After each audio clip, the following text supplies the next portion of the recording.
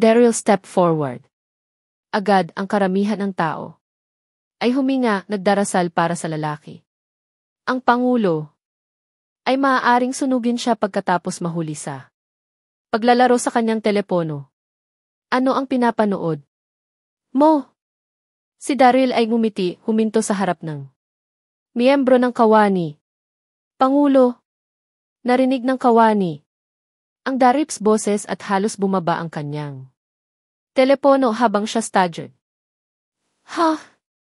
Ang kanyang screen ng telepono ay nakuha ang mga mata ni Daryl. Presidente ang kawani ay naggangalit.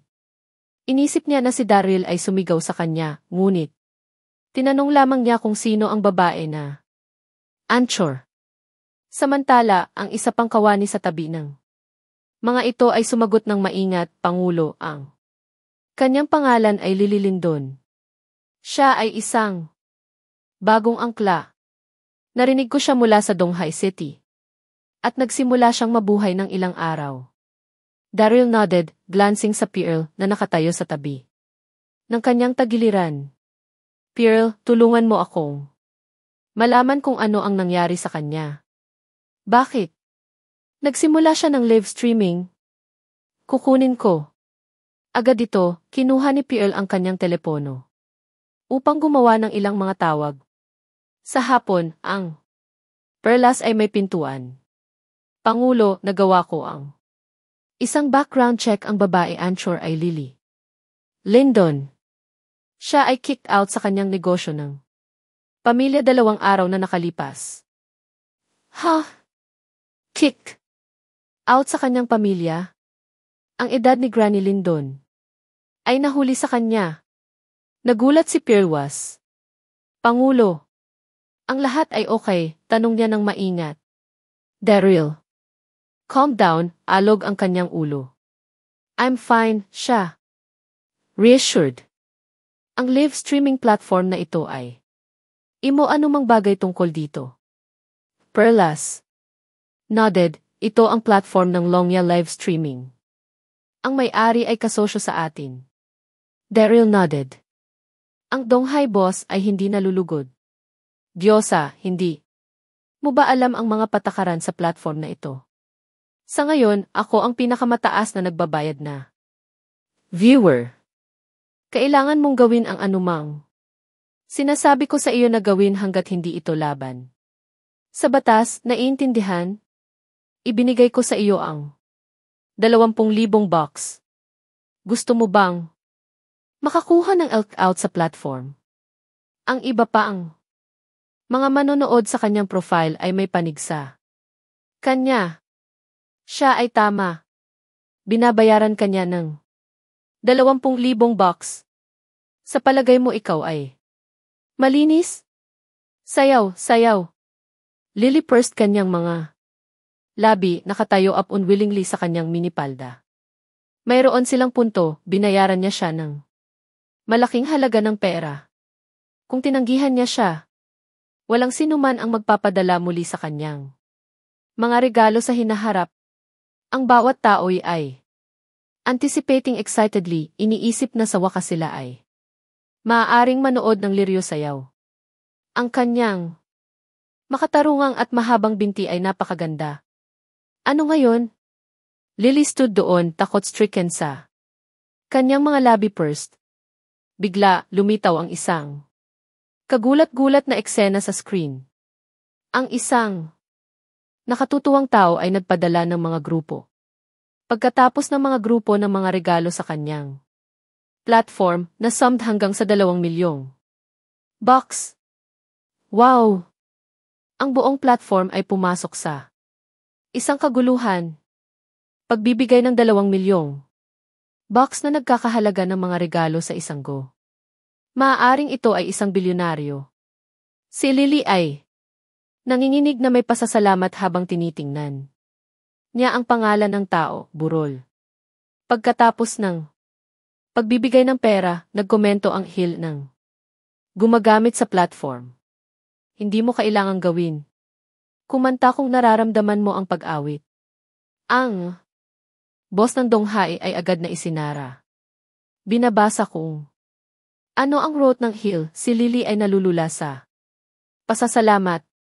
Tulad ng siya ay malapit ng tumayo. Upang pasalamatan siya, nakita niya na ang hill na gumagamit ay umalis na sa platform. Kumatok. Kumatok. Kumatok. Pangulo, maaari kong pumasok. Isang tinig na tinanong. Pumasok ka. Ang perlas ay pumasok sa isang tumpok ng mga dokumento sa kanyang mga kamay. Pangulo, gumawa ako ng mga pagsasaayos tungkol sa live streaming platform ni Lily Lindon. Narito ang aming buwan ng ulat ng kita. Mangyaring tingnan ang Daryl na sinagap sa pamamagitan ng mga dokumento at bumiti, Jesse, hindi masama. Kinakailangan niyang umamin. Pearl ay napakakap. Interesado ka ba sa pag-drop? Ipinadala nila sa amin ang isang imbitasyon na mas maaga ngayon. Auction ni Roger. Ano ang pangalan ni Death na? Iyon. Naisip ni Daryl sa kanyang sarili. Na, hindi. Interesado. Pangulo, ito ay hindi lamang anumang auction, perlas dali-dali idinagdag sa ito ay host ng pamilya Roger. Daryl frowned. Narinig niya. Ang pamilya ni Roger. Ang mga ito ay itinuturing na isang malaking pamilya, ngunit karamihan sa kanilang mga pamumuhunan ay wala sa Donghai City. Samantala, nagpatuloy ang perlas, ayon sa kanila, hindi lamang sila auctioning mga bihirang jewels, kundi pati na rin ang maraming mga kayamanan sa ulmon sa mundo. Bilang karagdagan sa mga ito, real estate, mga numero ng plaka ng lisensya, at iba pa ay din auction sa. Sinabi na, si Pearl ay tumingin sa Daryl na may asa. Nais ng Pearl na dumalo sa auction mula sa kalahati ng isang buwan na ang nakalipas. Ay diyo siya na sila ay auctioning isang pares ng ang pagsamba ng kristal limitado sa mga pares na ninetinin sa mundo. Tulad ng iba pang batang babae, pagmamay. Ari nito ang kanyang panaginip, ngunit hindi pa rin niya kayang bayaran ang isang pares ng mga ito sa kanyang kasalukuyang kakayahan sa pananalapi. Ang gusto niyang gawin ay nakawin ang isang sulyap sa pares sa auction. Nakikita ang hitsura ng pag-asa. Sa Pearl, itinuturing ni Daryl para sa isang sandali at nodded, fine, maaari kang sumama sa akin. Salamat, Pangulo. Perlas chirped. Nadama niya na. Napakalubha na nagtatrabaho para sa gayong end-hearted boss. Si Yvonne Young ay medyo nalulumbay sa nakaraang ilang araw. Hindi niya imo kung bakit, ngunit ang pag-iisip ni Daryl ay patuloy na pumapasok sa kanyang isip. Ang imahe niya ay naghahain ng mga antigong kagamitan. Ang hitsura niya ay nakikipaglaban sa mga pating. Ang kanyang katapangan ng pag-save ng lahat at nasaktan ng mga magnanakaw. Kahit habang siya ay sakop sa dugo, ang malalim na bordado ay pinananatiling kumikislap sa kanyang isip tulad ng isang sumpa. Hindi niya matulungan ang kanyang puso mula sa pagkatalo ng mabilis kapag nakita niya siya. Ito ay halos kalahati ng isang buwan mula noong siya huling narinig mula sa Daryl. Nagtaka siya kung nakuhang muli siya, nagtaka siya kung ano ang ginagawa niya. Nadama ni Yvonne na siya ay may sakit, hindi interesado sa anumang bagay na nangyayari sa tabi niya. Yvonne. Samantala, ang kanyang ama, si Kingston, ay dumalaw sa sala. Bakit ka nag-aalala sa bahay muli? Pumunta tayo.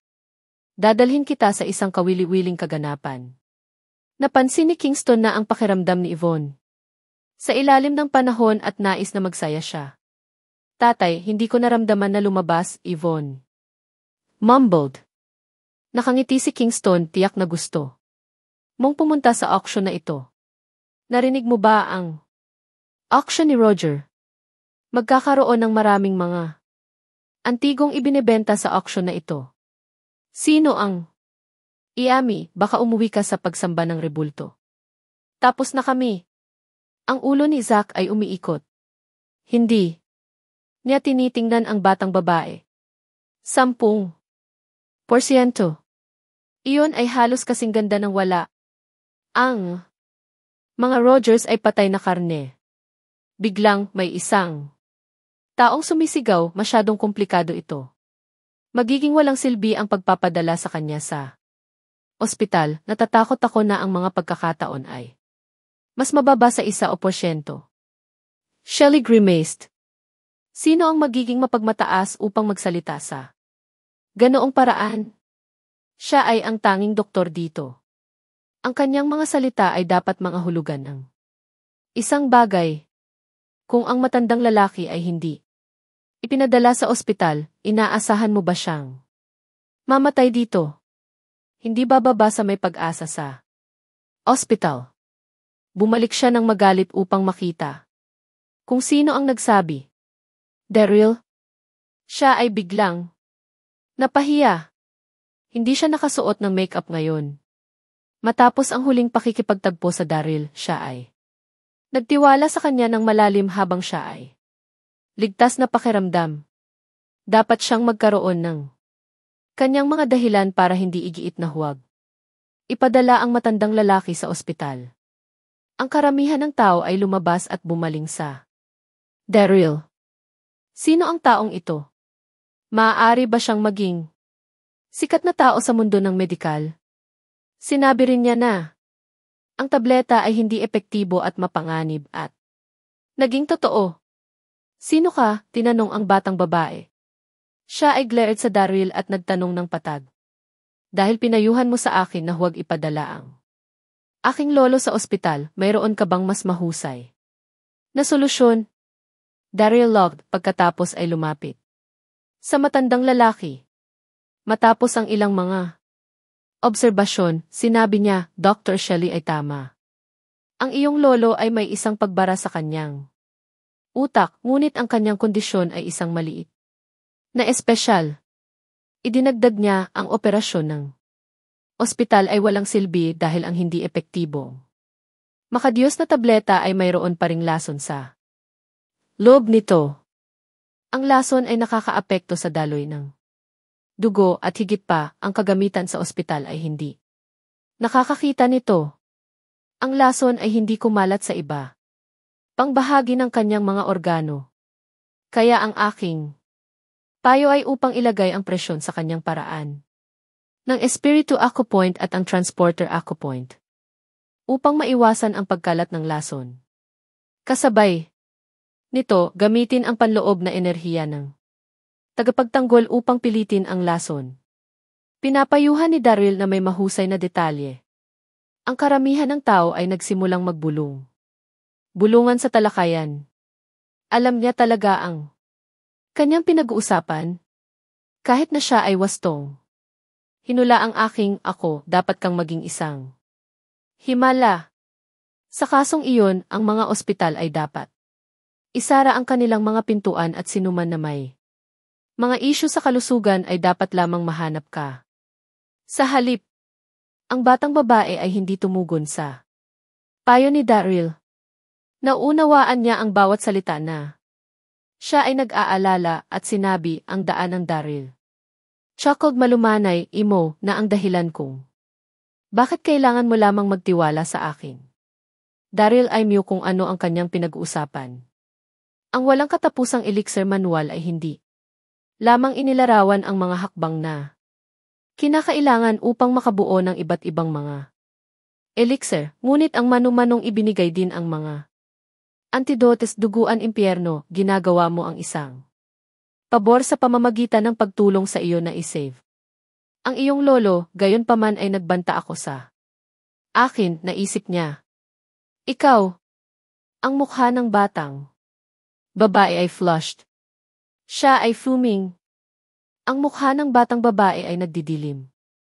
Ang kanyang lolo ay may 10% lamang ng kaligtasan sa ospital kung paano niya mapinsala.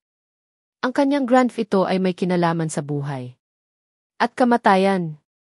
Si Yvonne ay lubhang nag-aalala. Si Daryl ay tumawa, sinabi niya, maganda ito. Ang aking solusyon ay magbubunga ng mas malaking resulta kaysa sa isang ospital. Pagkatapos ay tinutulungan ng batang babae ang kanyang lolo. Inilapat niya ang presyon sa paraan ng espiritu na ako-point sa kanyang kaliwang kamay at sa kanang oras, siya ay nagsanay para sa transporter ako-point. Kasabay nito, siya ay nagsanay walang iba pang mga paraan siya ay magkakaroon ng mas mababasa. 10% ng kaligtasan kung sila ay nagpadala sa kanya sa ospital ngayon. Ang pamamaraan ni Daryl ay ang tanging pagkakataon na muling mabuhay ang matandang lalaki.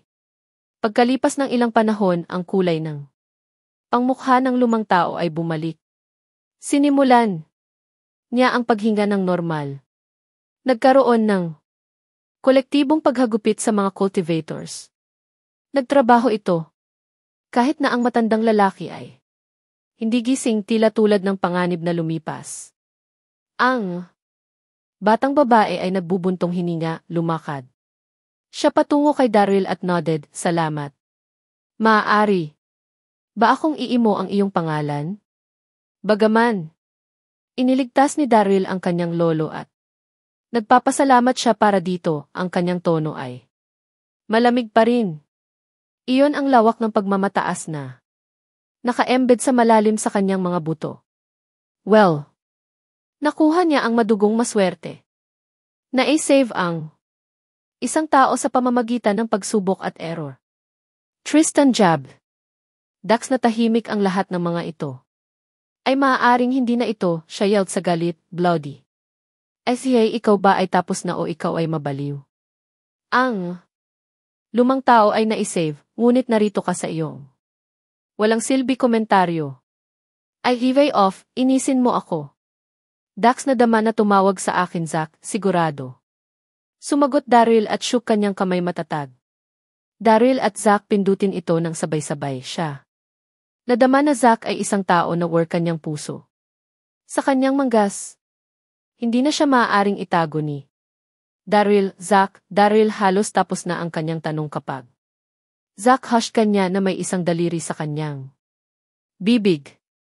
Pagkatapos ay hinila niya si Daryl sa isang tahimik, liblib na lugar at sinabi, ang dalawang iyon ay hindi lamang anumang mga ordinaryong bisita. Daryl, ay imo ka ba ng walang hanggang buhay na palasyo ng palasyo? Walang hanggan buhay. Palasyo. Mayroong dalawang malaking kulto, ang isa ay ang landomang langit, ang isa ay ang walang hanggang buhay na palasyo. Sila ay ang sekta ng buhay na walang hanggan. Sila kung hindi ako nagkakamali, sila ay napakataas sa hanay habang ang kanilang token ay dalisay na ginto. Ang mga token ng ordinaryong na mga miyembro ay nasa pilak. Daryl nodded. Bilang siya nakinig. Habang nagsalita sila, natapos na ang auction. Si Zack ay nakakuha ng isang florera, ipinasa ito kay Daryl at sinabi, Daryl, mangyaring tanggapin ito, mayroon pa akong mga bagay na dumalo sa gayon, mangyaring patawarin mo ako. Tinanggap ni Daryl ang regalo. Ang florera ay ginamit sa palasyo sa panahon ng Dinastyang Ming. Tinatayang nagkakahalaga ng 2 milyon o higit pa. Pagkatapos ay lumakad si Daryl sa likod. Pagkatapos dumalo si Kingston, nadama niya na hindi maliligtas si Daryl. Idaw ang buong lungsod na si Daryl ay isang live-in na lalaki sa batas, ngunit siya ay napakalaki pa rin. Tulad ng isang mapalad na turok, paano siya sapat na mabuti para sa kanyang anak na babae? Tiyete, sigurado ka ba ay isang bastos na prick kung mayroon kang napakaraming pera, bakit hindi ka bumili ng isang bagay sa panahon ng auction ngayon? Jeered Tristan. Sa parehong sandali, lumapit si Pearl Daryl. Sinabi niya, nang may paggalang, Pangulo, ito ang pagsamba sa kristal na binili namin. Ibinigay niya ang peres ng sapatos sa Daryl. Siya snack ng ilang mga larawan. Suot ang pares ng takong lamang ngayon na sapat. Para sa kanya. Daryl nodded at sumagot, okay. Bumalik ka pabalik sa opisina, mayroon pa akong mga bagay na dumalo. Pangulo, Pearl. Acknowledged magalang pagkatapos ay umalis. Ano? Hindi ba iyon si Agnes Hunt na nagbid para sa pagsamba sa kristal ngayon? Tinawag ba niya ang Pangulo ng Daryl? Ang ulo ni Tristan ay naghihiyaw sa paghahayag na. Ito. Siya ay mukhang nakita niya ang isang multo. Paano posible na ang isang live-in na lalaki inlaw na? Tulad niya ay ang Pangulo ng Platinum Corporation. Ang mukha ni Tristan ay blushed sa isang halo ng kahihiyan at galit. Ikaw ang Pangulo ng Platinum Corporation. Si Yvonne ay nagtanong ng basta-basta, ang kanyang mga mata ay sparkled. Paano ito posible? Hindi kailanman nabanggit ito ni Daryl. Ang bawat tao'y naniniwala na siya ay walang kabuluhan na walang kabuluhan, ngunit siya ay isang Pangulo ng isang korporasyon. Si Daryl ay tumawa. Nang walang tigil at sumagot, wala itong mabigla. Ang kumpanya na ito ay ginagamit na pag-aari ng Darby's, ngunit ang pagkakaiba lamang ngayon ay kick ko sa lipi. Sa gayon, ibinigay niya sa kanya ang pares ng pagsamba sa kristal at sinabi, para sa iyo. Para sa akin. Ang puso ni Yvonne ay matalo. Siya blushed. Ang mukha ni Guston ay pinatuyo din ng kulay. Binibigyan niya ang pares ng mga takong na nagkakahalaga ng 100 milyon sa kanyang anak na babae. Haging ang shoebox na naglalaman ng pagsamba ng kristal, Yvonne nanginig. Nadama niya na ang lahat ay mas mahusay sa Daryl sa paligid. Ang pagsamba sa kristal ay kumakatawan sa kanyang kasalukuyang mga damdamin patungo sa Daryl. Bilang malinaw na kristal.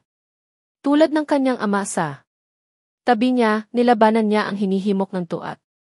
Bigyan si Daryl ng isang halik. Tumugon siya ng mahina, Daryl, dahil ibinigay mo sa akin ito, hayaan mo akong bumili ka ng hapunan. Ang dalawa ay may malaking pagkakaiba, hindi mo sasabihin sa akin ang tama. Tama siya, ang mga sapatos ay nagkakahalaga ng 100 milyon kung magkano ang gasto sa hapunan? Gayunpaman, ang kanyang pangunahing layunin sa pagbili ng Daryl dinner ay maihigit na gagawin sa kanya. Hanggat siya ay maaaring gumastos ng isa pang oras sa ano ang nasa kanya ngayon. Bakit siya tumawag sa kanya ng isang mabuting kapatid? Siya ay isang mataas na ranggo ng ranggo, bakit siya ay tulad ng isang bata sa harap ng Daryl? Sinubukan ni Megan. Nakalmado ang sarili pagkatapos ay mabilis na sumagot, mahalaga, naghihintay ako sa iyo sa isang calf, masasabi namin ang higit pa kapag nakikita. Kita. Pagkatapos ay siya hung up. Pagkalipas ng ilang segundo, ipinadala ni Megan ang kanyang kasalukuyang lokasyon sa Daryl. Daryl sighed. Siya ay tumingin conflicted. Sinabi niya kay Yvonne, hindi ko makukuha ang isang sandali ng kapayapaan. May isang tao na bumibili ng kape. Hayaan na magkasama. Yvonne bit kanyang labi. Siya tila nag-aalangan pagkatapos ay nagtanong. Sino na? Daryl at ang tumatawag tunog malapit.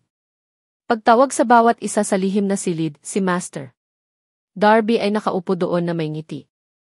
Mayroong 2 tasa ng tsaa, pabango wafting sa hangin. Ang isang lalaki ay nakaupo sa tapat ng Drake. Ang lalaki ay mukhang maaaring siya ay nasa alinman sa kanyang mga 30s o ang kanyang mga 50. Ang pagsusuot ng isang tao'y strobe na may isang tapnot sa kanyang ulo, ang taong ito ay tila lamang, gayunpaman ay may isang hindi siguradong devilish aura sa kanya pati na rin.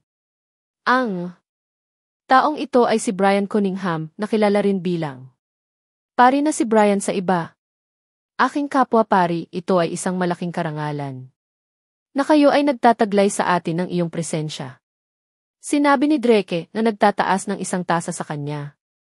Sa pagbati, 2 araw na ang nakararaan. Nagpadala si Drake ng isang mensahe kay Brian. Inaasahan niya na hindi inaasahan ang susunod na araw. Tumugon siya ng dahan-dahan, tama.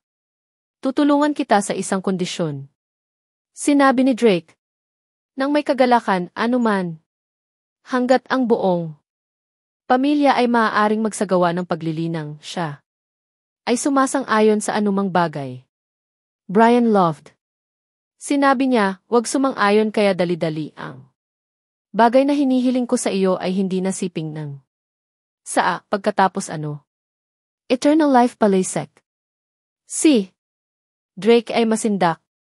Ang walang hanggang buhay na sekta ng palasyo ay isa sa 2 malaking kulto. Mayroon silang reputasyon sa paggawa ng kasamaan. Ang kumpletong kabaligtaran ng 6 na sekta ng Orthodox. Higit pa rito, ang Drake ay isang follower ng Shaolin sect, isa sa 6. Si Drake ay sumigaw, hindi ka ba ang elder ng Wudang sekta? Bakit gusto mo akong sumali sa walang hanggang buhay na palasyo? Brian chuckled, sinabi niya nonchalingly, matagal akong nagretiro mula sa Wudang sekta. Lahat ng mga taon gayon paman. Tanging si Brian ay maaaring makatulong sa Drake. Kung si Drake ay hindi sumang-ayon sa kondisyon ni Brian, ang buong pamilya ay hindi makapagsimulang magsanay ng paglilinang. Island Cafe, isa sa sikat na cafe ng Donghai Cafes. Ang kape dito ay masarap, ang kapaligiran ay mahusay din, ang kombinasyon na iyon ay humantong sa anumang mag-asawa na pumipili dito. Para sa mga petsa, ang cafe ay kasalukuyang puno. Ngunit lahat ay nagsalita sa mga hush tone. Nang dumating si Daryl, naghihintay si Megan para sa kanya ng ilang panahon. Sa paglipas dito, Megan signaled sa Daryl. Megan ay tumingin lubhang. Napakarilag ngayon, siya ay maisuot bell-bottom jeans na hugged kanyang masikip figure. Excuse me, kung ano ang ikaw ay ogling sa, sinabi ni Megan na may displeasure. Siya ay hindi kailanman nakilala ang sinuman na gawk sa kanya, kaya direkta bago. Wala. Daryl dismissed. Tanong niya, what? Ano ang up? Mahal kong kapatid, kailangan ko ng isang pabor mula sa iyo, ako ay sumagot si Megan. Nang walang pasensya. Hindi niya nilayon na tawagin siya sa aking mabuting kapatid, ito ay isang Freudian slip.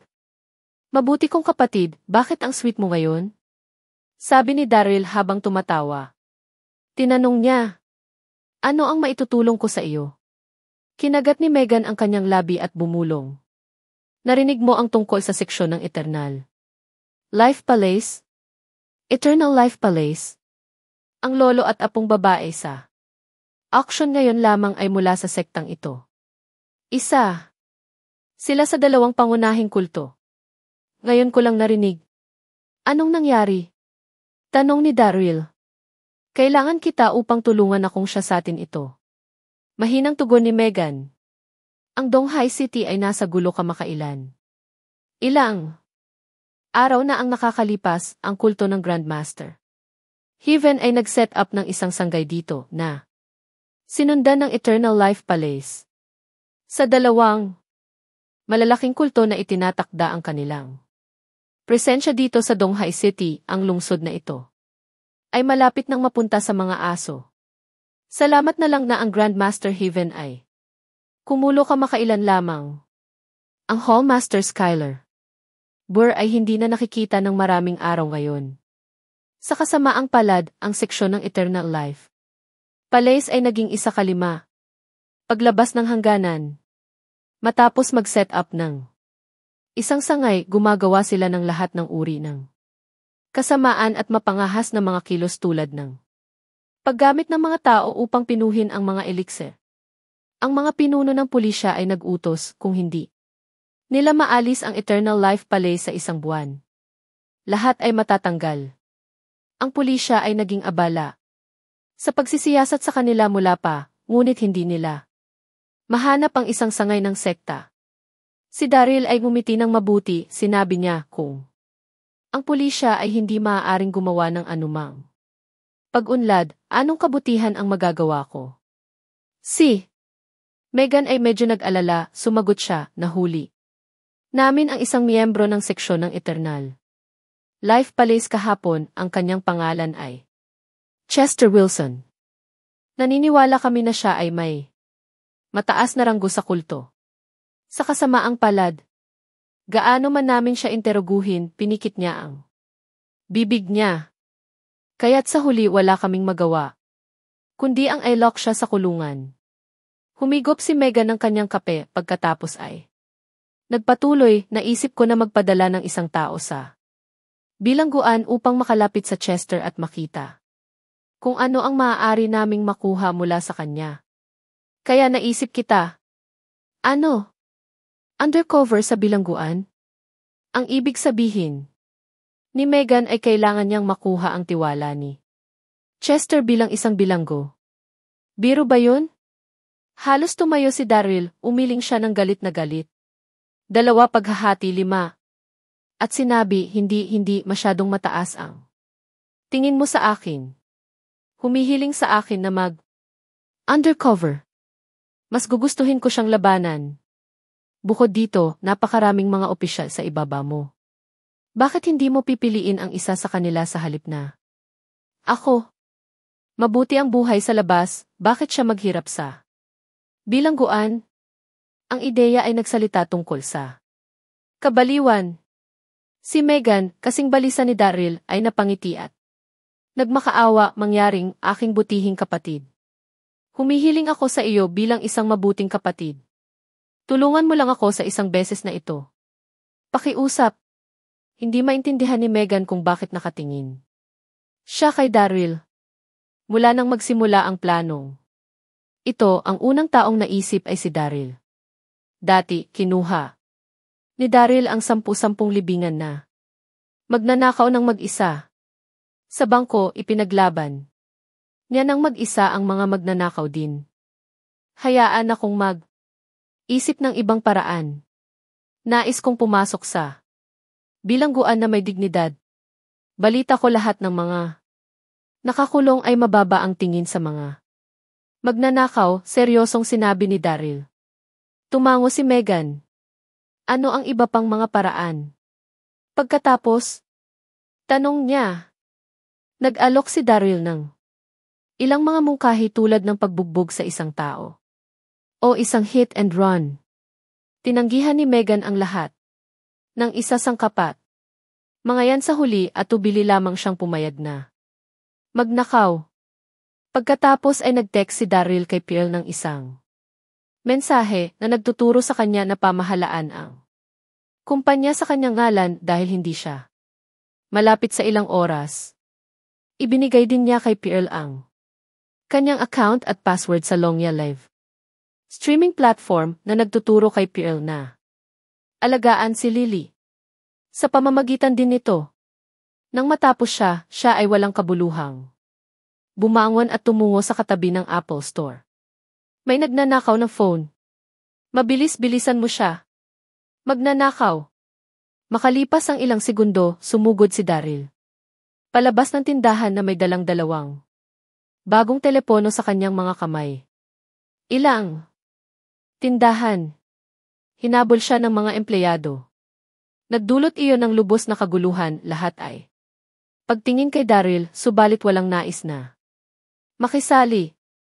Di nagtagal, nahuli ng ilang mga pulis si Daryl, dinakip siya sa sahig at isinama siya sa sasakyan ng pulisya.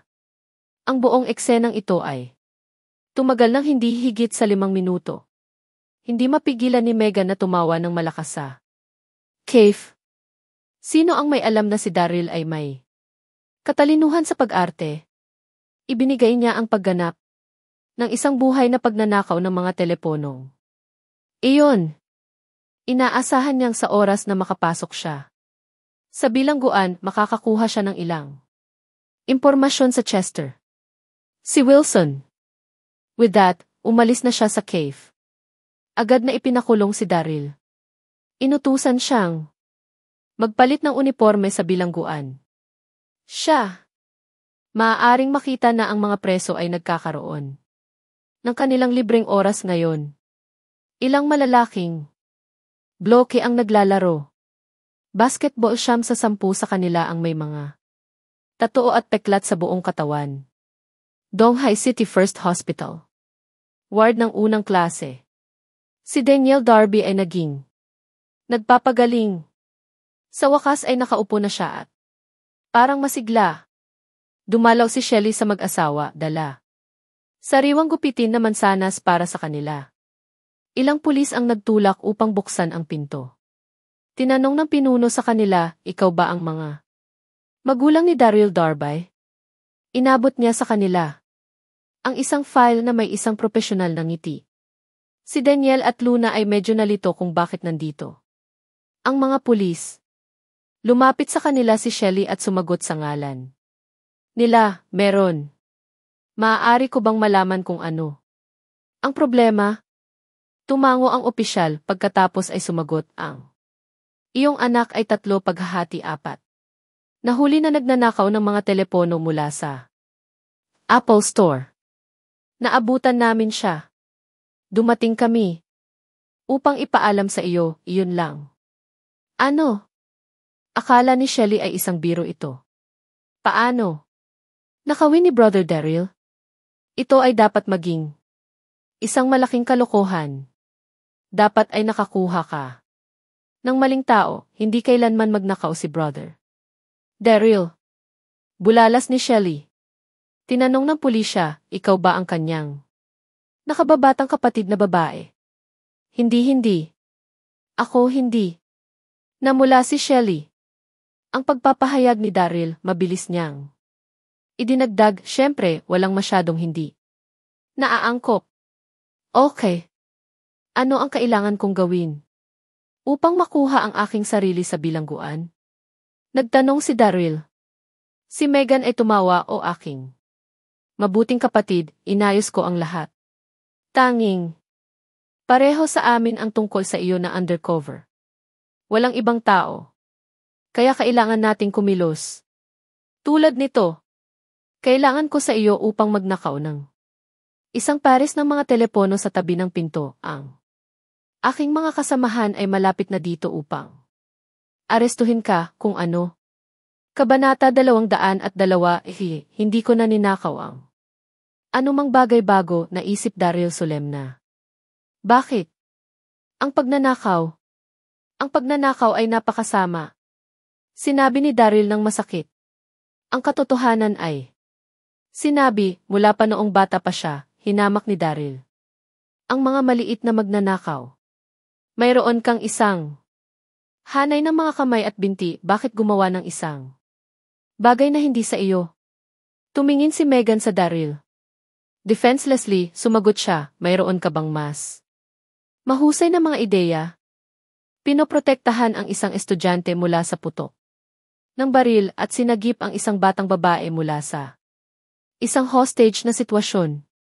Nahuli niya ang isang pating sa dagat at pinangasiwaan ang isang nakawan sa basino ang makakapaghambing sa kanya sa mga tuntunin ng katapangan, katalinuhan o reflexes.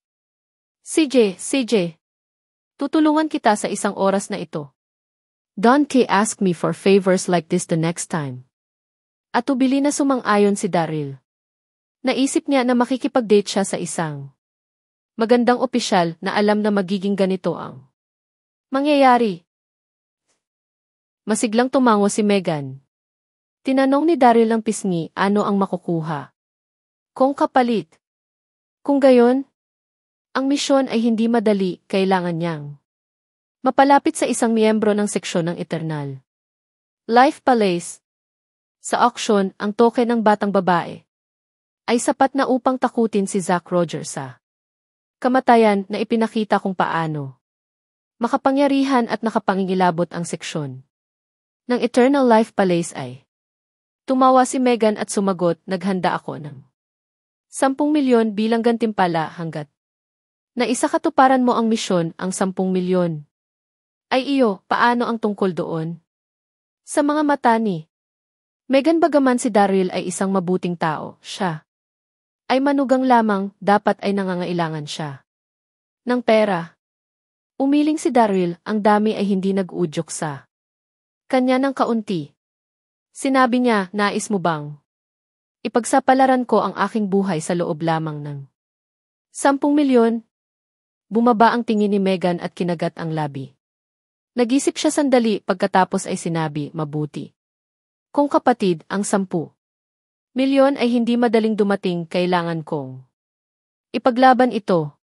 Paano ito kung pumayag kang tulungan ako at kung magtagumpay ka, may gagawin ako?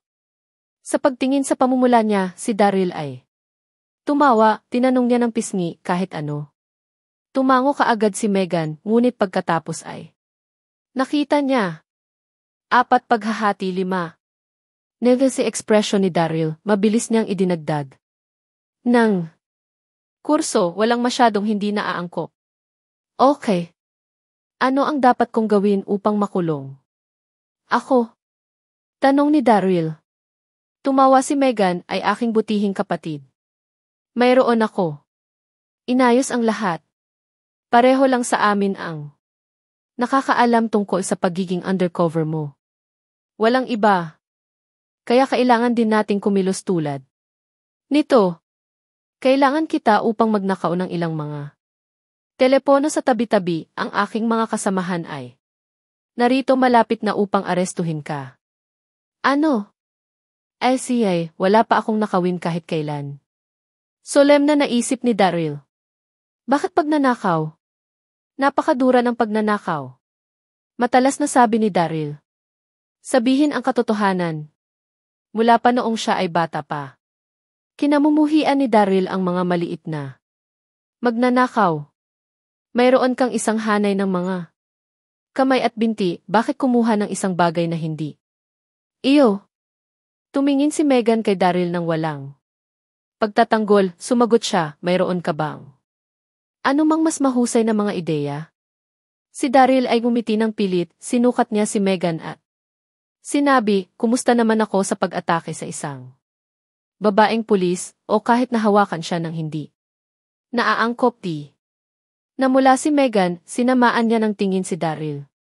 At sinabing, seryoso ako. Fine, titigil ako sa mga biro. Si Daryl ay nakangiti ng sigaw, siya ay mailaki na Megan at sinabi, paano?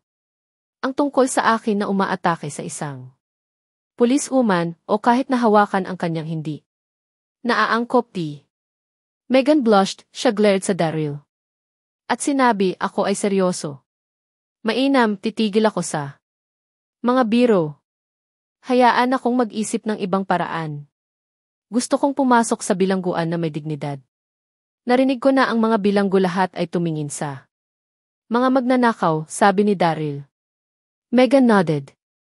Anong iba pang mga paraan pagkatapos, tanong niya. Nag-aalok ang Daryl ng ilang mga mungkahi. Tulad ng pagkatalo ng isang tao hanggang sa isang hit at tumakbo. Regaff ni Megan ang lahat ng mga iyon. Sa wakas, maaari lamang niyang tuwirang sumang-ayon na magnakaw. Daryl pagkatapos ay texted Pearl isang mensahe na nagtuturo sa kanya upang pamahalaan ang kumpanya sa kanya dahil hindi siya ay sa paligid para sa ilang oras.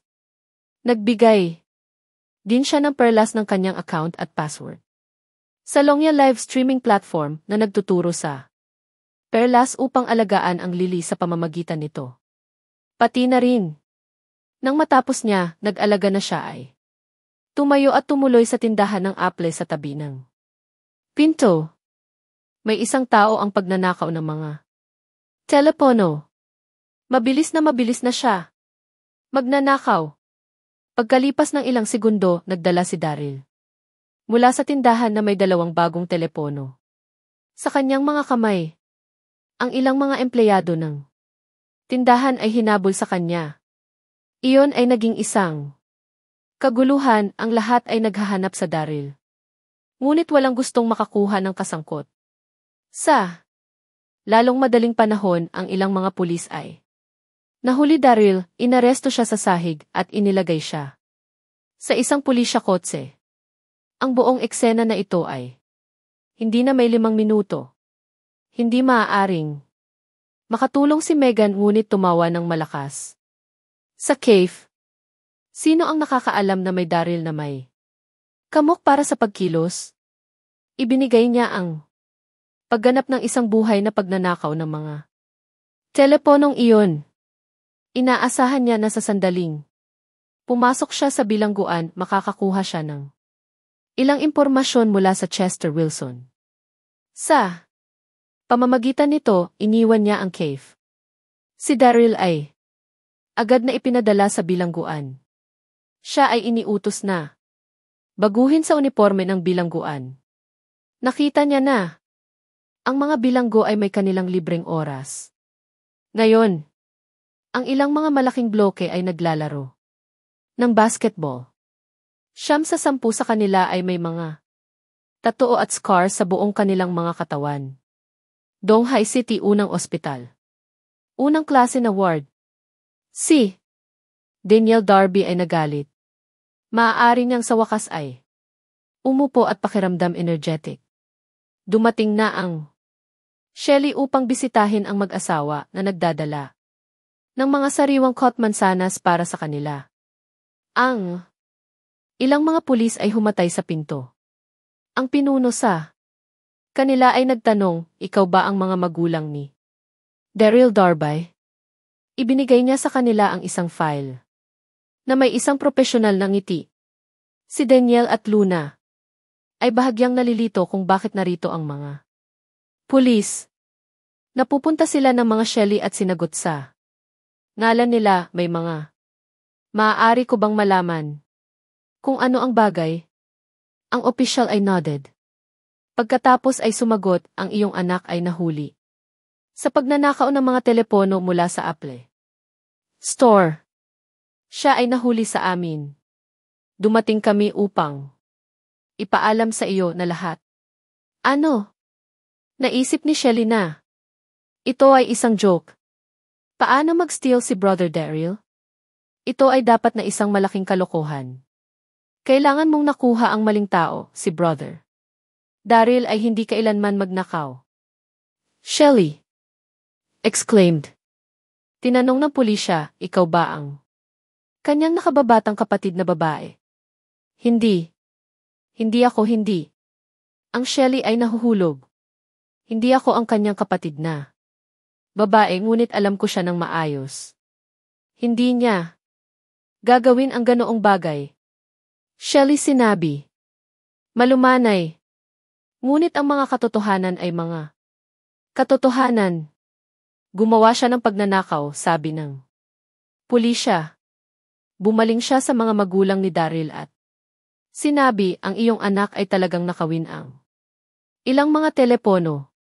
Ang undercover action ay lubos. Nalihim, walang ibang tao ang dapat malaman tungkol dito. Sa makatuwid, ayon sa kanilang karaniwang mga pamamaraan sa pagpapatakbo, kailangan nilang ipaalam sa mga miyembro ng pamilya. Ang Luna ay 10 sa kanyang sinabi sa kawalang paniwala, Daryl stealing phones. Impossible. Siya ang pangulo ng isang korporasyon at lubos na matagumpay. Bakit niya ginagawa ang ganoong bagay? Ito ay dapat na isang pagkakamali. Si Daniel sa kama ay na-flustered. Siya ay may chime. Ito ay dapat na isang pagkakamali. Daryl. Hinamak magnanakaw mula pa noong bata pa siya. Bakit siya magiging isa? Ibinigay ng mga pulis ang mga file na ito at sinabi ng propesyonal na hindi ko alam, ngunit kung sa palagay mo nakuha namin ang maling tao, mangyaring tingnan ang file. Luna at Daniel ay pinalakas kapag nakita nila ang larawan ni Daryl na may suot na isang pasyenteng pandarambong. Ang Lindons. Si Lily ay nasa sala. Nagsusuot siya ng isang demor na mahabang damit. na nakaupo sa harap ng kanyang computer na kumanta sa kanyang live na stream. Siya ay mukhang kaakit-akit na kaakit-akit. Samantha smiled. Malawak habang siya ay sinamahan Lily. Si Lily ay nakakuha ng maraming pananaw sa kanyang live stream platform kamakailan. Nagsimula siya sa ilang daang mga tagahanga at sa loob lamang ng ilang araw ang bilang ay nadagdagan sa ilang daang libo. Ang bilis ng paglago sa mga manonood ay isang una. Para sa live streaming platform. Lamang ngayon, lumilitaw ang misteryosong tagahanga ng Lily. Ipinadala niya sa kanya ang mga regalo na nagkakahalaga ng 100,000 na nagdulot ng live stream ni Lily upang maging popular, lumitaw.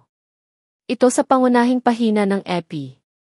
Si Lily ay labis na nasasabik, nais niyang pasalamatan ang taong iyon. Hindi ito maaaring totoo, ang taong inilarawan ni Meghan ay isang mataas na miyembro ng ranggo ng buhay na walang hanggang buhay na sekta, dapat siyang magmukhang napakalakas. Samantalang ang lalaki sa harap niya ay may mahinang aura, marahil lamang isang antas ng isang master. Bukod dito, ang Chester Wilson guy ay tumingin jiki at mahina. Ang aklat na kanyang binabasa ay ano? Titig. I Aviv. Zistaan's Art of War. Sino ang nagbabasa ng sining ng digmaan ng Sun Tzu sa bilangguan?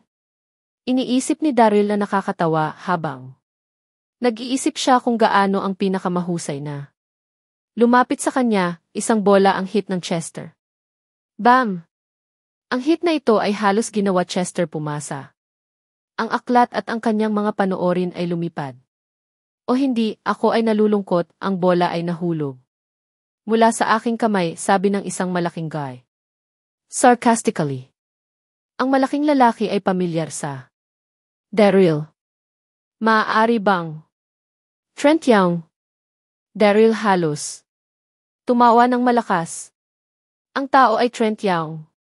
Sinamantala niya ang Lily noong nakaraang panahon. Kaya nakuha niya ang pagkatalo mula kay Daryl. Pagkatapos ay nahatulan si Trent dahil sa nagiging sanhi ng problema at ipinadala sa bilangguan. Haha! Hindi pa rin siya pabalak. Isipin ang Daryl. Nakakatawa. Kahit na ang Trent Young ay may-ari ng isang martial club, siya ay mapagpasikat at nagustuhan na saktan ang iba. Hindi siya isang estranghero sa bilangguan. Ang bilangguan ay isang aso kumain ng dog mundo kung saan ang malakas na Fred sa mahina maaari kang maging mayaman o makapangyarihang pa rin kailangan mong sundin ang mga patakaran nito kapag ikaw ay ibinilanggo. Gayunpaman, ang Trent Young ay isang pagbubukod. Dahil maaaring labanan niya.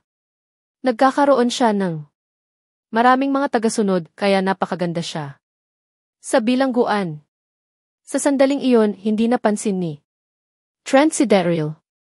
Siya lamang ang nagkaroon ng Chester sa kanyang mga mata na si Nerd ay nasa bilangguan sa loob ng ilang araw ngunit hindi pa rin niya alam ang mga patakaran. Paano hindi na hindi? Kung napapanahon si Trent, ang pinuno ng bilangguan. Pagkilos ng lahat ng mataas at makapangyarihan, nagpapanggap na siya ay isang master. Nakikita ang Chester na binasa ng basketball court na ginawa Trent fume na may galit. Paano siya mangingiti ng basketball court tulad ng isang library? Sa makatuwid, itinulak ni Trent ang bola sa Chester out of spec. Nakita ni Chester ang mga gintong bituin. Siya ay nag-upo sa sahig na naghahanap ng kanyang baso. Tulad ng nakita niya. Sa kanila, kinuha ni Trent ang bola at inilagay ito muli sa kanya. Bam! Ang bola ay humahabol sa Chester sa pamamagitan ng mukha. Si Chester ay tumayo at nagsabing walang baba, ano ang problema mo? Siya ay bumagsak sa galit. Kahit na isang high-ranggo na miyembro sa Senal na buhay na Selula ng buhay, siya ay sa kasamaang palad na huli at itinapon sa bilangguan. Paano posible na siya ay nabulid sa pamamagitan ng isang ordinaryong tao? Nais lang niyang gugulin ang kanyang oras sa pagbabasa ng bilangguan. Ano ang problema ko? Ikaw ay bulag. Hindi mo ba nakikita na naglalaro ako ng basketball? Nakikita mo ang pagbabasa dito. Talagang apektado ang aking mga nginig, sinabi ni Trent nang hindi makatwiran. Pagkatapos ay tiningnan niya ang aklat sa sahig at nag-sneered. Esoy, Diloy, Sun Tzu's Art of War. Mukhang may isang taong pinag-aralan. Ano ang gagawin mo dito? Humantong sa isang hukbo sa digmaan? Kami ay naninirahan ngayon sa isang mataas na tech na panahon. Ang aklat na ito ay wala na sa petsa, idiot. Trent ituro sa bola at sinabi ng walang bahala. Piliin ang bola, pagkatapos ay dalhin ang iyong libro. At XA off. Ang Chester ay galit na galit, ngunit hindi siya nangahas na sabihin ng isang salita. Nakalulungkot tuwing natapos na ang pagpapadala ng mga regalo, siya ay agad na umusad. Lily, mukhang mayroon kang isang tagahanga na nagmamahal sa iyo. Dapat siya ang boss ng isang malaking kumpanya. Dapat mong mapanatili ang isang mabuting kaugnayan sa kanya, sabi ni Samantha nang may kagalakan. Lily nodded, kung ito ay hindi para sa burol, hindi siya ay nakakuha ng napakaraming pera. Isa pang bagay na tanto ko na kahit na hindi ka lumitaw sa iyong live na stream sa loob ng ilang araw, ikaw ay pantay na popular. Ang Longya live stream platform ay patuloy na nagre-rekomenda sa iyo, bakit? Nagtanong si Samantha. Si Lily ay sumagot ng masakit, hulaan ko ito dahil maganda ako. Pareho silang chuckled. Idinagdag ni Samantha, dapat ang aking anak na babae ay ang pinakamaganda. Sing-sing. Sa sandaling iyon, ang telepono ni Lily ay umalingaw-ngaw. Sa pagtingin sa numero ng tumatawag, si Samantha at Lily ay tumingin sa bawat isa sa pagkalito. Hindi numero ng emergency. Dapat itong isang scam call. Dapat itong maging isang scammer. Alamin natin ang gagawin ko sa tumatawag na ito, sabi ni Samantha. Pagkatapos ay sinagot ang tawag sa loudspeaker. Hello, ito ba ang 8th Lily Lindon? Tumawag ako mula sa pulis ng lungsod. Ang tinig ng isang tao ay dumating. Alam nila ang kanyang pangalan. Mukhang hindi isang scam pagkatapos ng lahat. Ako, ano ang bagay? Sumagot si Lily. Ang iyong asawa Daryl. Darby ay naaresto para sa kanyang mga krimen. Malinaw na ipinaliwanag ng pulisya. Ano? Lily. Trembled, siya nagtanong sabik, ano ang ginawa niya? Nakakakuha siya ng 2 iPhone. Kapag siya ay nahuli, si Daryl ay agad na kumpara at pinatawad ng may-ari ng tindahan. Gayunpaman, siya ay nasentensyahan ng 2 buwan ng oras ng bilangguan para sa kanyang krimen. Bilang kanyang asawa, mayroon tayong obligasyon na ipaalam sa iyo, paliwanag ng pulisya, pagkatapos ay naghang siya. Hindi maaaring makatulong si Samantha, ngunit tumawa. Sinabi niya, Lily, tingnan ang natalo na ito. Tingnan kung ano ang ginawa niya ngayon. Pagnanakaw ng mga iPhone. Ang ganitong kahihiyan. Ang isang tao na tulad niya ay ganap na gumagana ang mga limbs, ngunit siya ay naninirahan. Sinasabi ko sa iyo na iniiwan siya ang pinakadakilang desisyon na iyong ginawa. Ngunit lilibit ang kanyang labi. Hindi siya naniniwala na gagawin ni Daryl ang ganoong bagay. Gayunpaman, ito ang pulis na tinawag, paano ito magiging peking? Pagkatapos, bilangguan. Ang mga bilanggo ay may 3 panahon ng libreng oras araw-araw, lahat ng mga ito pagkatapos ng pagkain. Mayroong ilang mga malalaking bloke na naglalaro ng basketball sa korte. Kahit na ang pangkaraniwan dito, sila ay pantay na nasasabik lamang upang maglaro. Ang mga hindi naglalaro ng basketball ay magsaya sa gilid. Maliban sa isang tao, siya ay upo sa korte at maingganse sa pagbabasa. Siya ay nasa kanyang mga 30-30. Kutiluhiya sa kanyang buhok na ibinahagi sa gitna. Siya ay bilang Jiki ay maaaring. Nang pumasok si Daryl, agad siyang interesado sa taong ito dahil sa ang katunayan na pinili niyang basahin sa halip na makibahagi sa iba pang mga gawain sa panahon ng kanyang libreng oras. Si Daryl ay lihim na kinuha ang isang silip sa larawan na ibinigay ni Megan sa kanya. Si Chester, lumiliko na ang pagbabasa ng lalaki ay ang kanyang target. Ikaw ba ay bingi? Hindi mo ba naririnig ang sinabi ng aming leader? Kunin ang duguan bola. Naririnig mo ako? Paano mo maglakas loob sa Trent? Naghahanap ka ba ng problema? Ang ilan sa mga tagasunod ni Trent ay naghawak ng pananakot sa Chester, handa na sa pag-atake sa kanya sa isang abiso ng sandali. Sa pagsaksi sa eksena, Daryl hayaan ang isang malamig na tawa. Hindi na niya ito kukunin na ang mga taong iyon ay napakahusay na pananakot na. Chester. Wala nang mali si Chester. Trent. Nakapaligid sa at nakilala ang mga mata ni Daryl. Siya ay nagulat, pagkatapos ay siya fumed sa galit. Motherfucker, ikaw ba? Bakit ko pinananatili kang makita? Nagmadali siya upang labanan ang Daryl. Duguan impyerno, ito ay dahil sa Daryl na siya natapos sa bilangguan. Ngayon na siya ay nakilala. Siya dito, papatayin niya siya. Siya ay malapit nang humadday kay Daryl nang biglang tumigil siya. Ano ang nangyayari? Hindi ba siya ay isang antas ng 2 Panginoon dati? Paano siya nag-leveled sa antas ng 4 na master sa isang maikling panahon? Hindi ko siya matalo, naisip Trent. Pinaiwas niya ang kanyang mga kamay sa kanyang mga tagasunod at iniutos, mga kapatid, tapusin natin siya. Ang ilang mga tao ay napapalibutan ng Daryl. Sa bilangguan, sila ay mga tagasunod ni Trent.